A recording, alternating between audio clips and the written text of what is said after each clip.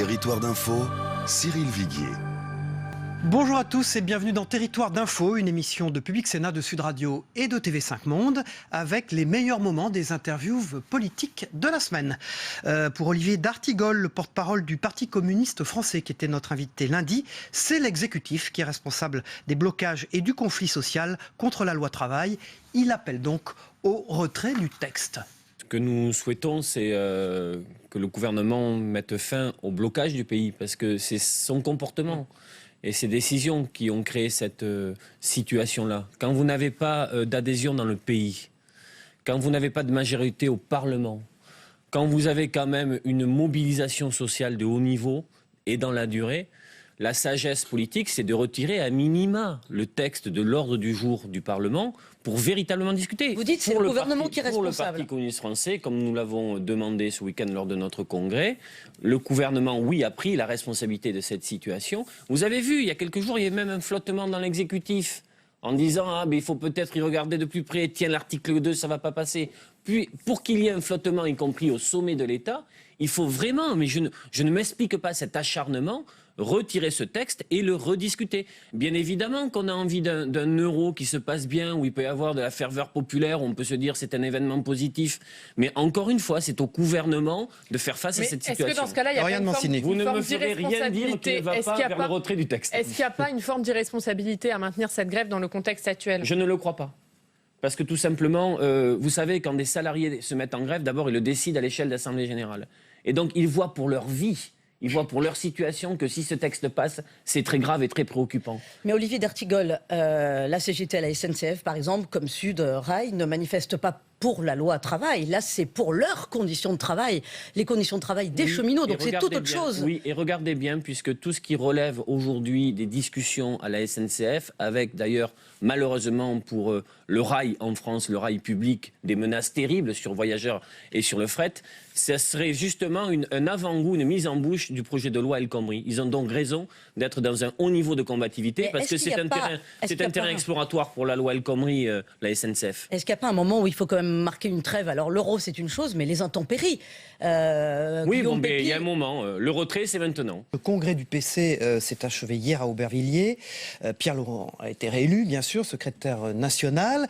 Quelle est votre stratégie pour 2017 ? On n'y voit pas très clair. Qu'est-ce que vous avez décidé alors ? Alors, elle est claire. Ah. Dans le sens, et je vais vous la donner en deux mots. D'abord, on veut une gauche qui se relève, parce qu'elle est en triste état. Avec quel candidat ? Ce que nous proposons, je vais vous présenter ça très rapidement et très clairement. Ce que nous proposons, c'est tout simplement de construire un pacte d'engagement commun qui pourrait être signé, porté partout dans le pays, par toutes celles et ceux, pour résumer, faisons simple, qui se reconnaissent dans les valeurs de gauche et qui veulent arrêter, ne plus livrer le pays à la politique gouvernementale actuelle. Nous allons mettre, au mois d'octobre, partout dans le pays, un maillage d'urnes, une votation citoyenne, où les gens pourront prendre ce papier, ce bulletin de vote, où il y aura précisément les principaux engagements communs, et ils voteront. Ils diront oui, c'est cette politique qu'on veut. Et dans ce qui suit, à partir de cette votation citoyenne, nous allons proposer une candidature commune à l'élection présidentielle pour porter ces engagements communs. Est-ce que vous n'êtes pas en train de vous faire doubler par la gauche radicale, sur votre gauche radicale, si j'ose dire, par Jean-Luc Mélenchon? Parce que lui, il est déjà parti, il est parti hier. Ça ne m'a pas échappé. Voilà. Nous avons une discussion avec Jean-Luc Mélenchon, qui a été notre candidat à la dernière élection présidentielle. Donc ce que peut dire et faire Jean-Luc dans ce moment-là, bien sûr, ne nous laisse pas indifférents. Nous sommes en discussion, en échange. On l'a rencontré jeudi. Justement, il est venu un jeudi au congrès du Parti communiste. L'ouverture. Voilà, il y a eu un échange avec Pierre Laurent à huis clos. Vous y étiez. Que s'est-il dit entre Pierre Laurent et Jean-Luc Mélenchon ? Mais on se dit les choses, droit dans les yeux. Est-ce que ça peut frotter un peu ? Oui. Est-ce que c'est parfois... C'était tendu ? Tendu, le désaccord politique est sérieux. L'idée n'est pas une concurrence avec Jean-Luc Mélenchon. Nous avons, mais ça c'est sa noblesse, un désaccord politique sur la démarche. Cela ne veut pas dire que c'est un adversaire. Et nous continuons à tendre la main en disant Jean-Luc vient dans un processus collectif Allons vers ces engagements communs, vers la votation citoyenne, et après on décidera de la candidature commune. Jean-Luc est totalement, peut bien sûr y participer. Il fait partie de la solution. Mais il fait partie de la solution, mais il est à la fois un problème lorsqu'il démarre, de la manière dont il démarre. Mardi, le président du groupe Les Républicains au Sénat, Bruno Retailleau, juge que le gouvernement prend un risque important en maintenant les fan zones dans un contexte de menace terroriste, risque qu'il n'aurait pas pris. Que nous dit l'exécutif lorsque l'on a des contacts, c'est que la menace n'a jamais été aussi élevée. Alors, tirons-en les conséquences. Tirons-en les conséquences, d'autant plus que nos forces de police, de gendarmerie, les différents services sont absolument épuisés. Ça veut dire que vous êtes contre, par exemple, les fan zones ou pas? Bien sûr, je suis contre les fan zones. Parce que tout le monde est dans votre camp. Bien sûr, tout le monde n'est pas forcément d'accord. Je le dis qu'on ne peut pas, très franchement, on ne peut pas, dans la situation à laquelle nous sommes, avec une menace, encore une fois, à un niveau très intense, très aigu, avec des forces de l'ordre qui sont épuisées, éreintées justement, pour nous avoir protégés depuis plus d'1 an. Et ensuite, pour encaisser des manifestations hyper violentes, avec la haine anti-flic. On ne peut pas, justement, accepter de prendre le moindre risque. Mais vous incitez pas le gouvernement à renoncer à prendre ce risque à 3 jours de l'euro. Si, vous lancez un appel aujourd'hui, vu la menace terroriste? Je dis ce que j'en pense. Voilà, simplement, je ne veux pas ajouter à la panique, évidemment, mais je pense que ça n'est pas raisonnable. Je pense qu'il y a un risque qui est un risque important. En tout cas, si j'étais en situation, je ne le prendrais pas. Le chef de l'État a dit hier, il faut savoir arrêter une grève. Il parlait de la SNCF. Il y a un projet d'accord, puisque c'est ouvert à la signature quand même ce matin, même si la CGT et Sud Radio, pour l'instant, se réservent leur avis. Quand vous voyez ce début d'accord, vous trouvez qu'il y a un sujet SNCF, que ça va être compliqué si demain vous êtes aux manettes, le sujet SNCF, qui sera en prise à la concurrence? Bien sûr, il y a plusieurs sujets d'abord. Il y a un sujet qui concerne le président de la République, qui fait du troc. Il y a un sujet grève. Parce qu'on voit bien qu'ils sont en train de vider de leur sens les accords que péniblement Guillaume Pepy était en train d'essayer d'obtenir vis-à-vis des cheminots sur les conditions de travail. Donc on a non seulement cédé, mais en même temps, on a la grève. Voilà. Et deuxième chose, on voit bien que derrière, je pense que la CGT a un certain nombre de stratégies qui la concernent par rapport aux autres partenaires syndicaux, évidemment. Mais elle a une autre stratégie, c'est de jouer le coup d'après. Ces épisodes nous appellent aussi à méditer sur ce que peut être une réforme, la façon dont elle doit être conduite, dont elle doit être préparée. Et de ce point de vue-là, je suis désolé. Je suis prêt à reconnaître quand le président de la République fait de bonnes choses. Mais là, il a tout faux sur la façon de conduire cette réforme. On voit bien que les réformes doivent être préparées avant, qu'il doit y avoir un mandat du suffrage universel. Et il faut les faire au début de quinquennat. Et on le fait en début de quinquennat, bien sûr. Et pour cela, c'est aussi instructif pour l'opposition actuelle, qui sera, j'espère, la majorité de demain. La CGT, pour vous, est Véronique responsable dans cette affaire? Bien sûr, c'est inadmissible. Non, mais la conduite de ce syndicat est absolument inadmissible. La loi travail qui arrive au Sénat le 13 juin, cette loi El Khomri, est-ce que cela ne va pas créer des tensions supplémentaires? Est-ce qu'au fond les Français ne sont pas fatigués de ces allers-retours parlementaires, même si c'est la démocratie? Non, on voit bien d'ailleurs qu'il y a, comment dirais-je, vous parlez des Français, ils ont soutenu le mouvement de grève jusqu'à un certain point. Là, ils en ont ras-le-bol. Ils ont soutenu un mouvement de grève, je vais vous dire, parce que c'était plutôt une façon d'exprimer son opinion contre le président de la République, d'ailleurs. Je ne sais pas s'ils savaient très bien ce qu'était dans la loi El Khomri. Aujourd'hui, il y a un renversement. Il y a une majorité de Français qui s'opposent au mouvement de grève.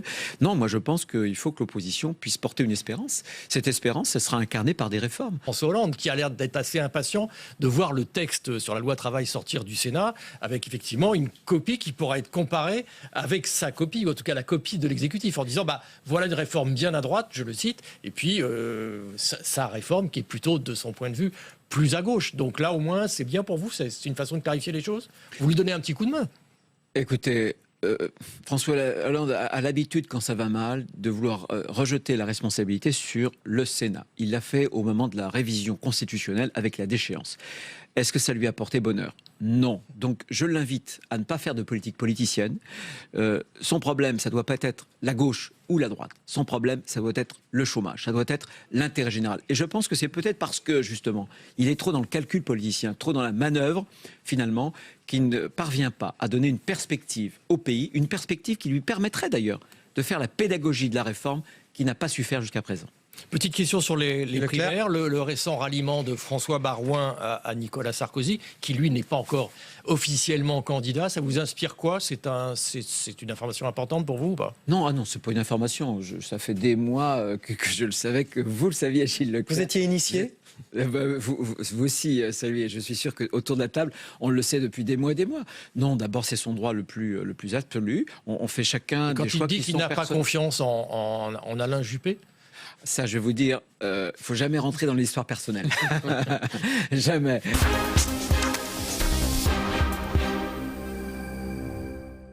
Jean-Christophe Lagarde, le président de l'UDI, qui était notre invité mercredi, a raillé la culture du parti unique de Nicolas Sarkozy et a ajouté qu'il ne voterait pas à la primaire de la droite.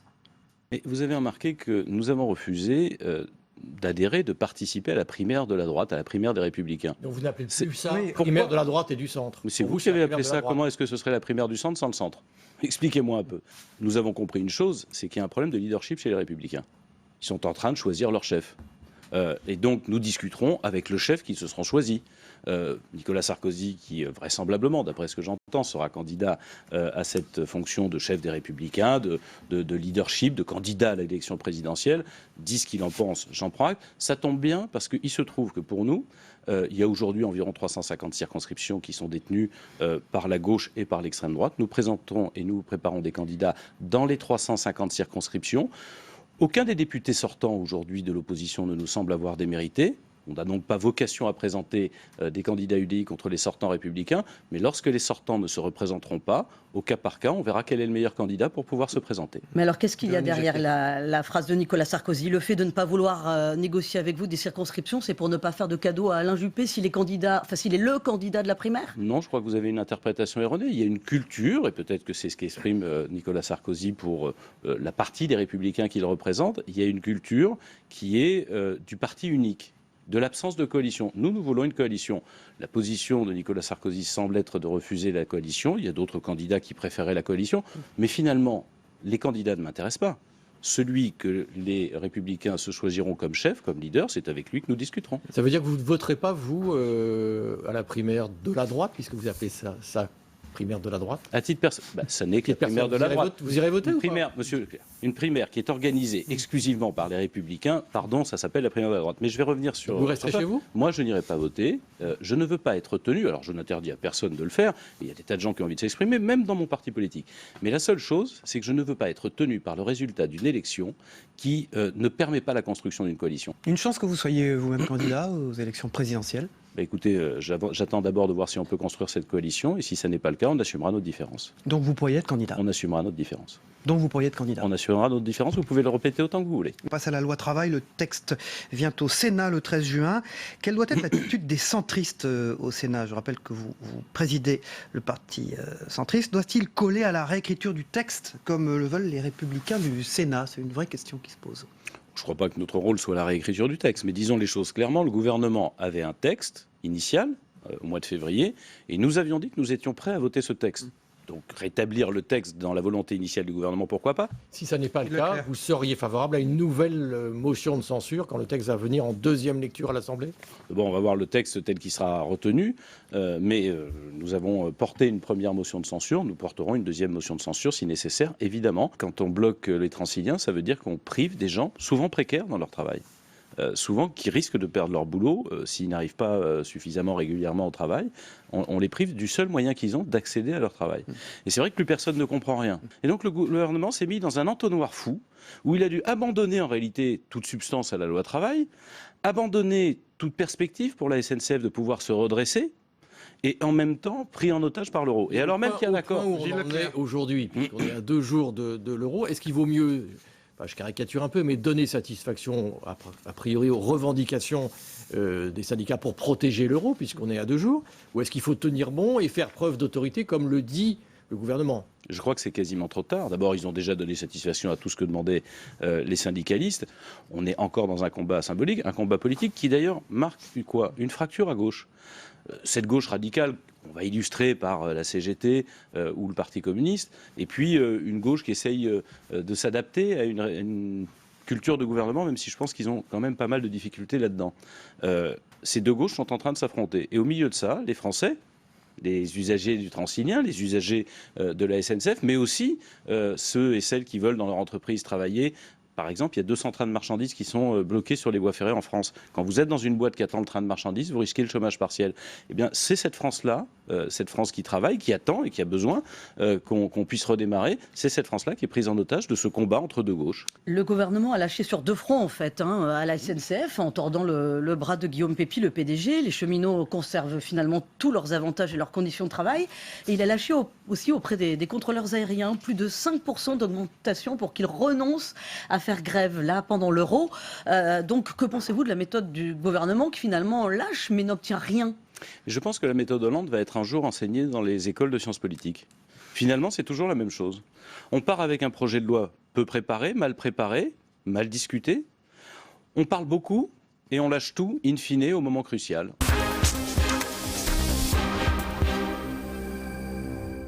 La grève des éboueurs inquiète la mairie de Paris. Bruno Julliard, premier adjoint d'Anne Hidalgo, qui était notre invité jeudi sur ce plateau, s'est dit très préoccupé par la situation sanitaire dans certains arrondissements de la capitale. Non, la situation est très regrettable. Vous avez parlé de l'ouverture de l'euro dans quelques jours, quelques heures même maintenant. Je pourrais parler de Rungis où il y a des incidents ce matin également. On peut également parler de la décrue de la Seine qui impose une surveillance sanitaire majeure. C'est la raison pour laquelle nous sommes très inquiets et préoccupés par Mais là, il n'y a pas de responsabilité humaine, je veux dire. J'y viens. J'y viens. Nous sommes très préoccupés par l'absence de propreté dans un certain nombre d'arrondissements. Il faut faire extrêmement attention à cette situation sanitaire en cas de décrue de la Seine. Puis au-delà de tout cela, il y a l'image de notre pays, l'image de notre capitale, et puis il y a quand même un ras-le-bol de nos concitoyens. La position qui est celle de la ville de Paris, d'abord en ce qui nous concerne, la maire de Paris, Anne Hidalgo, moi-même et l'ensemble de l'exécutif, nous discutons avec la CGT quotidiennement, puisque là en l'occurrence ce sont quelques dizaines de personnes de la CGT qui bloquent les entrepôts de bennes à ordures de la ville de Paris pour essayer de trouver les compromis d'un déblocage rapide. Il se trouve que la totalité des revendications sont des revendications nationales relatives à la loi travail. C'est la raison pour laquelle, par ailleurs, au-delà de ce que nous pouvons faire, mairie de Paris, nous appelons à la réouverture d'un dialogue avec la CGT. Il faut, et puis l'ensemble des syndicats qui le souhaitent, mais il faut sortir de cette situation de blocage. Cela n'a que trop duré. Je crois qu'il y a un article de la loi travail qui pose encore problème. Il m'apparaîtrait raisonnable pour tout le monde que des réunions s'engagent sur ce fameux article 2 de la loi travail pour qu'enfin on en sorte. Est-ce que ces différents mouvements sociaux ont eu un impact économique sur la ville de Paris ? C'est encore trop tôt pour le dire. Ce qui est certain, c'est que la conjugaison des dramatiques attentats de l'année 2015, en janvier, puis surtout en novembre, conjugaison avec le climat récent, qu'il s'agisse, qui n'a rien à voir d'ailleurs les uns avec les autres, mais qu'il s'agisse des crues, qu'il s'agisse du climat social, l'image renvoyée par notre pays en général, mais aussi par notre capitale, n'est pas des plus positives. Depuis novembre, il y a une chute conséquente du tourisme, particulièrement de certains pays. On a quelques chiffres. Voilà, le Japon, japonais, moins 56%, russe, moins 35%. Et les réservations pour cet été, ce qui est encore plus inquiétant, c'est moins 50% pour les hôteliers.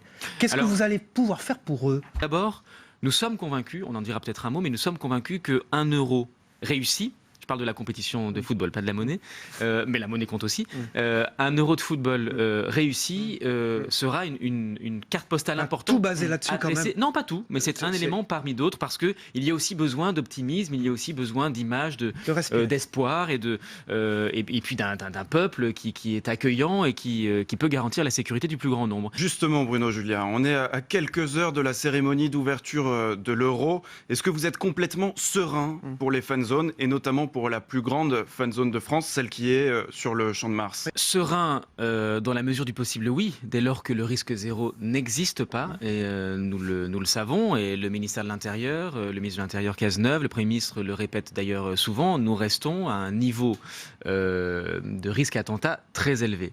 Il n'en demeure pas moins que nous avons pris la décision avec le gouvernement, avec le préfet de police, qui fait un travail absolument remarquable depuis quelques mois à Paris, nous avons pris la décision de maintenir cette fan zone.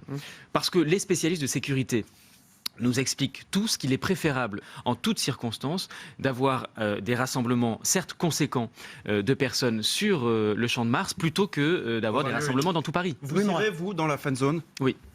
J'irai d'ailleurs dès ce soir pour le concert de David Guetta. Anne Hidalgo a annoncé la semaine dernière qu'un camp humanitaire allait voir le jour à Paris d'ici la fin de l'été. Où sera-t-il implanté ? Il sera implanté probablement dans le nord de Paris, près de la porte de la Chapelle. Il s'agit de créer un lieu d'accueil temporaire pour éviter la situation actuelle, c'est-à-dire que des milliers de migrants qui pour un certain nombre d'entre eux deviendront demain des demandeurs d'asile, soient obligés de créer des campements sauvages dans l'espace public pour attendre pendant plusieurs semaines avant d'être hébergés dans des centres d'hébergement d'urgence. Nous pensons qu'il faut un premier sas pour accueillir ces migrants pendant plusieurs jours, dans des conditions dignes, gérées par des associations dont c'est le métier, et puis qu'ensuite on puisse les orienter dans des centres d'hébergement d'urgence, dont par ailleurs il faut augmenter le nombre de places, ce que nous faisons conjointement avec l'État.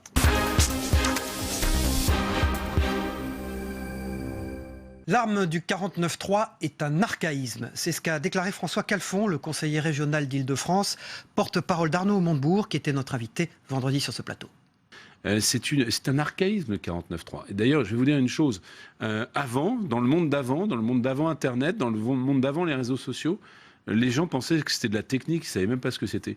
Maintenant, vous prenez un lycéen mobilisé, une boulangère, bref, le grand public, ils savent ce que c'est et ils le vivent comme une violence. Il faut supprimer ce 49.3, sauf sur les matières budgétaires. L'utilisation récurrente, répétée et les mouvements de menton autoritaires du 49.3 n'est pas de nature à calmer les choses. On sait très bien ce qu'il faut. Il faut remettre l'ouvrage sur le métier, sur la question de l'article 2, faire en sorte que, par exemple, le champ des petites entreprises soit exclu. Ou faire en sorte, par exemple, puisqu'on sait que c'est le problème principal, et c'est ce qui crispe les gens. Moi, hier, j'étais dans un supermarché, j'ai discuté avec des salariés et qui ne se font pas payer leurs heures supplémentaires.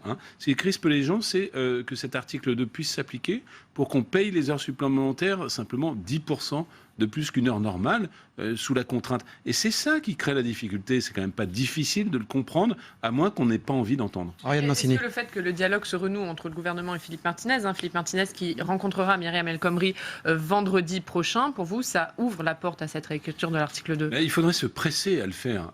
Mais je crois que la sagesse doit l'emporter, et c'est sur ce sujet-là que la sagesse doit l'emporter. Selon Emmanuel Macron, les difficultés de la loi travail viennent du débat sur la déchéance de nationalité. Oui, c'est une manière aussi de passer par pertes et profits le fait que cette loi El Khomri aurait pu être appelée la loi Macron 2. Et si elle ne s'est pas appelée la loi Macron 2, c'est pour des raisons de relations conflictuelles entre le Premier ministre et son ministre de l'économie. Donc, cacher ce sein que je ne saurais voir, cacher cette loi et ses raisons que je ne saurais voir, c'est-à-dire son caractère antisocial, qui était largement soutenu par le ministre de l'économie, qui, rien de moins, ça a été supprimé ipso facto, voulait déréglementer les professions artisanales. Peut-être qu'au Sénat, vous l'avez entendu, c'est-à-dire qu'on puisse être coiffeuse sans CAP, j'en passe, c'est les meilleurs. Chevènement disait, un ministre, ça ferme sa gueule ou ça démissionne. Et lui, il ouvre sa gueule tous les matins pour régler des problèmes filiaux vis-à-vis du président de la République. Et il n'est pas démissionné. Il y en a d'autres qui, pour beaucoup moins que ça, ont été débarqués du jour au lendemain. Donc voilà, deux poids, deux mesures. Mais après tout, comme c'est le bébé surdoué du social-libéralisme, il a le droit à quelques égards que d'autres n'ont pas eu. Arnaud Montebourg, dont vous êtes proche. Oui, on peut le dire. Porte-parole. On peut dire cela aussi. S'il y a une campagne électorale, vous vous en occuperez ? Je m'en occuperai de près. Maintenant, il reste à savoir à quelle position dans l'organigramme il y aura. Mais c'est pareil, c'est des questions qui n'intéressent pas beaucoup nos concitoyens. Il sera candidat en tout cas. Écoutez, il est candidat au projet et il est très actif pendant que d'autres font des génuflexions médiatiques. On vient de parler d'un d'entre eux. Il fait des propositions. D'ailleurs, j'ai compris que certaines d'entre elles pouvaient faire trembler et vaciller les murs de cette noble maison. Tous les matins. Tout à l'heure, on a parlé du 49.3 qu'il souhaitait supprimer. On a parlé des jurys citoyens sur un certain nombre de sujets. Et pourquoi pas de la modification du Sénat. Parmi ces propositions, il y a le fait que les sénateurs soient tirés au sort. Alors, expliquez-nous. Écoutez, est-ce que le Sénat a vocation à être une deuxième chambre ? Est-ce que le bicamérisme est installé ? C'est une question. Alors, lui, il est beaucoup moins soft que vous. Il ne dit pas deuxième chambre, il dit institution en fin de carrière. Est-ce que selon vous, c'est vraiment une institution en fin de carrière ? Oui, je constate qu'il y a une difficulté, puisqu'on veut faire des choses radicales. On a des navettes qui ne servent à rien, en réalité. Si, ça ne sert qu'une chose, les navettes, à justifier des meetings contre la droite sénatoriale. La pauvre droite sénatoriale dont tout le monde avait, sauf les sénateurs ici, oublié l'existence. Mais plus sérieusement, il faut, une réforme radicale et un changement... Ça veut dire quoi ? Il faut mettre fin au bicamérisme en France, c'est ça ? Ça veut dire que oui, il faut faire du Sénat ce pourquoi il a une valeur ajoutée, c'est-à-dire qu'il y a des gens qui ont une expérience des collectivités locales qui peuvent avoir une fonction de contrôle de manière très, très nette. D'ailleurs, on voit bien que souvent, au-delà du droite-gauche, il y a une expertise technique des sénateurs sur un certain nombre de sujets. Donc ça veut dire que tirage au sort, fusion avec le CESE, je pense que ce serait une bonne chose, puisque c'est une institution de la République qui nous coûte très cher et qui ne sert pas à grand-chose. Qu'est-ce que c'est ? Le CESE, c'est le Conseil économique, social et environnemental maintenant, où il y a des experts issus de la société civile. D'ailleurs, il y a aussi quelques recyclés, si j'ose dire, des listes d'amis de tel ou tel qui les nomme. Mais bon, passons ça de côté. Sénateurs élus, tirés au sort et membres du CESE feraient une assemblée de contrôle tout à fait efficace. Voilà, c'était les meilleurs moments de Territoire d'Info, une émission de Public Sénat, de Sud Radio et de TV5 Monde. On se retrouve la semaine prochaine pour une nouvelle édition. Bonne semaine à tous.